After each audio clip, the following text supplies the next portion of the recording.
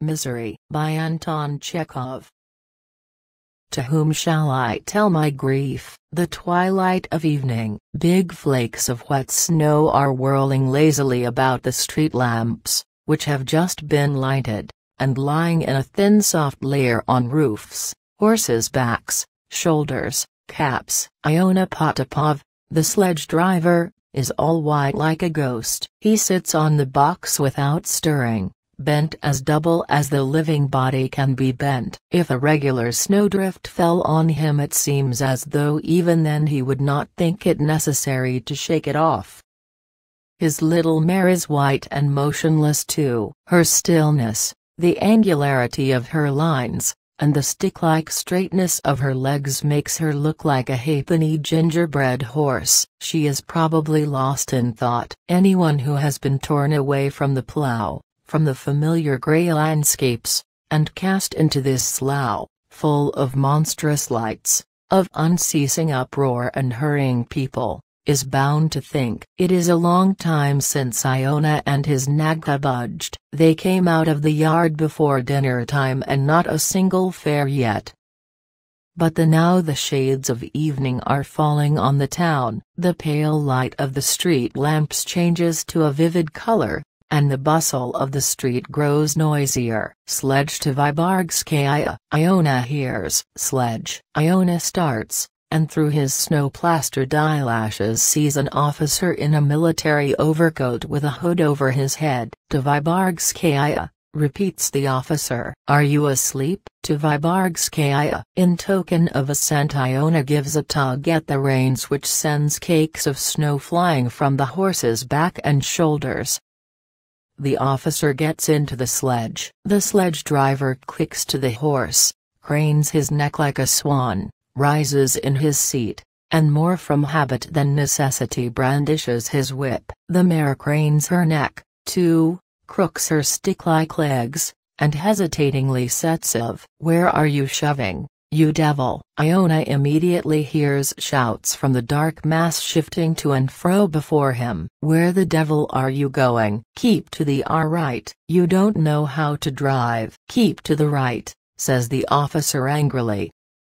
A coachman driving a carriage swears at him. A pedestrian crossing the road unbrushing the horse's nose with his shoulder looks at him angrily, and shakes the snow off his sleeve. Iona fidgets on the box as though he were sitting on thorns, jerks his elbows, and turns his eyes about like one possessed as though he did not know where he was or why he was there. What rascals they all are, says the officer jocosely. They are simply doing their best to run up against you or fall under the horse's feet. They must be doing it on purpose.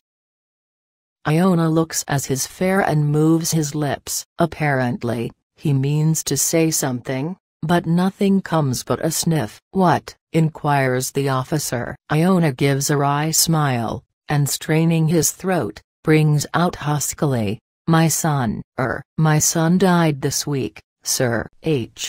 What did he die of? Iona turns his whole body round to his fare, and says, who can tell? It must have been from fever. He lay 3 days in the hospital and then he died. God's will. Turn round, you devil, comes out of the darkness. Have you gone cracked, you old dog? Look where you are going. Drive on, says the officer. We shan't get there till tomorrow going on like this. Hurry up. The sledge driver cranes his neck again, rises in his seat, and with heavy grace swings his whip. Several times he looks round at the officer, but the latter keeps his eyes shut and is apparently disinclined to listen. Putting his fare down at Vyborgskaya, Iona stops by a restaurant, and again sits huddled up on the box. Again the wet snow paints him and his horse white. 1 hour passes, and then another.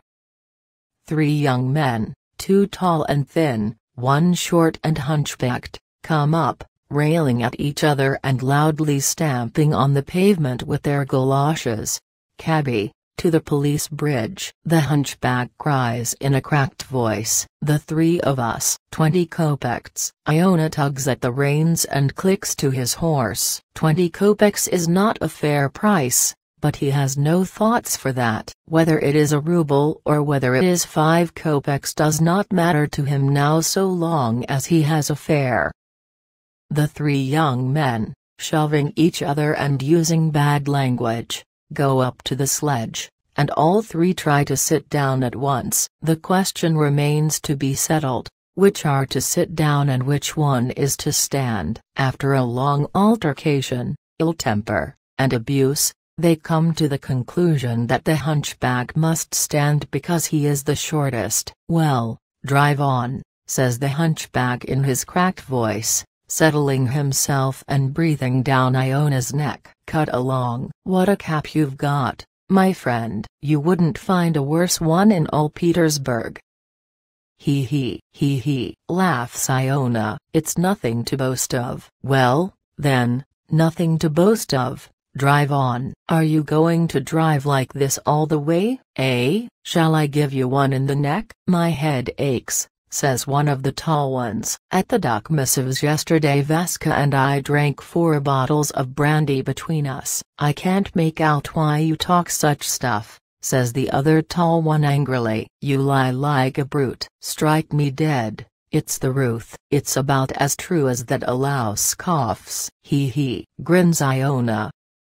"Merry gentlemen." "Tfu, the devil take you," cries the hunchback indignantly. "Will you get on, you old plague, or won't you?" "Is that the way to drive?" "Give her one with the whip." "Hang it all, give it her well." Iona feels behind his back the jolting person and quivering voice of the hunchback. He hears abuse addressed to him, he sees people, and the feeling of loneliness begins little by little to be less heavy on his heart. The hunchback swears at him, till he chokes over some elaborately whimsical string of epithets and is overpowered by his cough.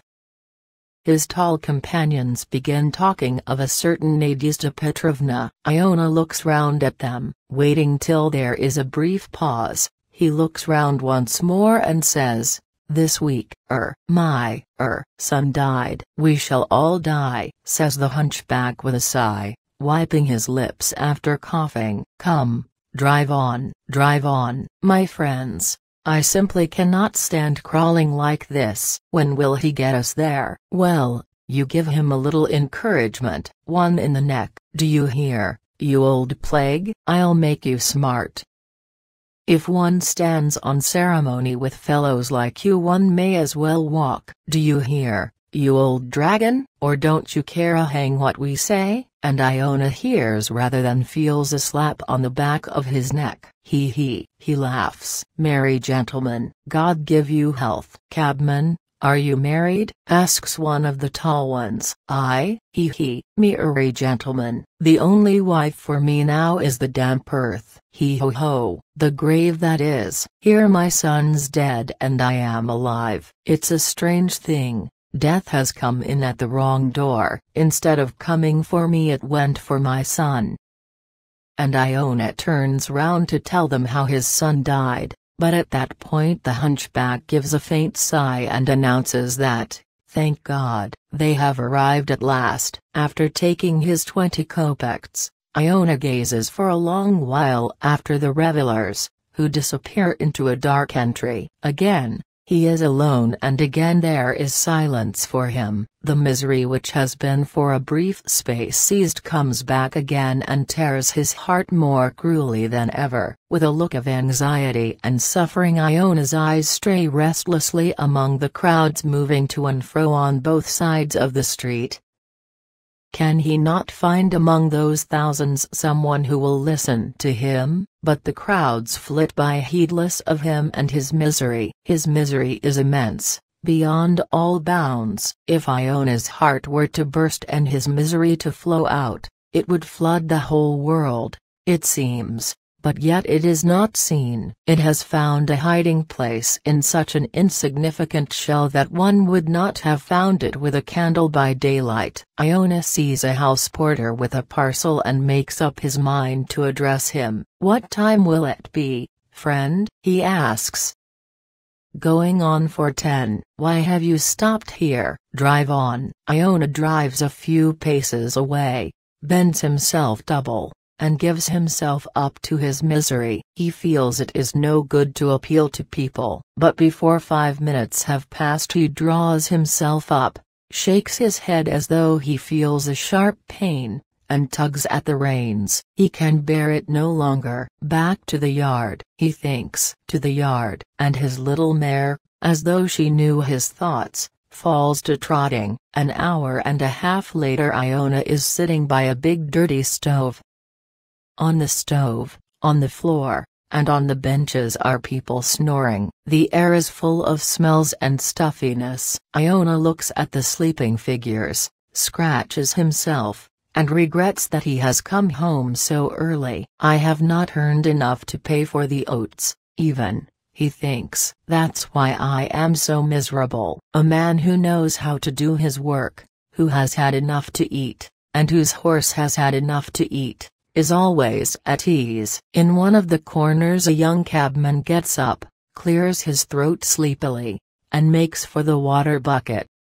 "Want a drink?" Iona asks him. "Seems so." "May it do you good." "But my son is dead, mate. Do you hear? This week in the hospital." It's a queer business. Iona looks to see the effect produced by his words, but he sees nothing. The young man has covered his head over and is already asleep. The old man sighs and scratches himself. Just as the young man had been thirsty for water, he thirsts for speech. His son will soon have been dead a week, and he has not really talked to anybody yet.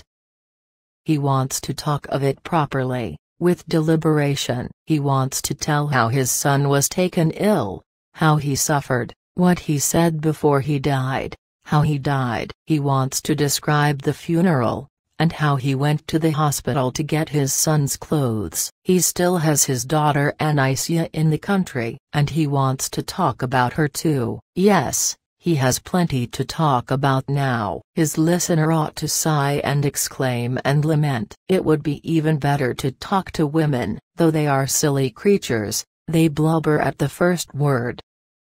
"Let's go out and have a look at the mare," Iona thinks. There is always time for sleep. "You'll have sleep enough, no fear." He puts on his coat and goes into the stables where his mare is standing. He thinks about oats, about hay, about the weather. He cannot think about his son when he is alone. To talk about him with someone is possible, but to think of him and picture him is insufferable anguish. "Are you munching?" Iona asks his mare, seeing her shining eyes.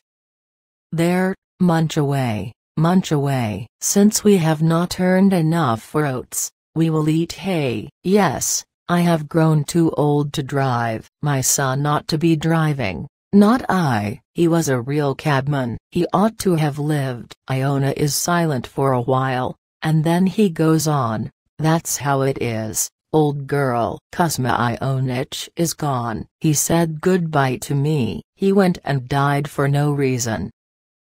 Now, suppose you had a little colt, and you were own mother to that little colt, and all at once that same little colt went and died. You'd be sorry, wouldn't you?" The little mare munches, listens, and breathes on her master's hands. Iona is carried away and tells her all about it.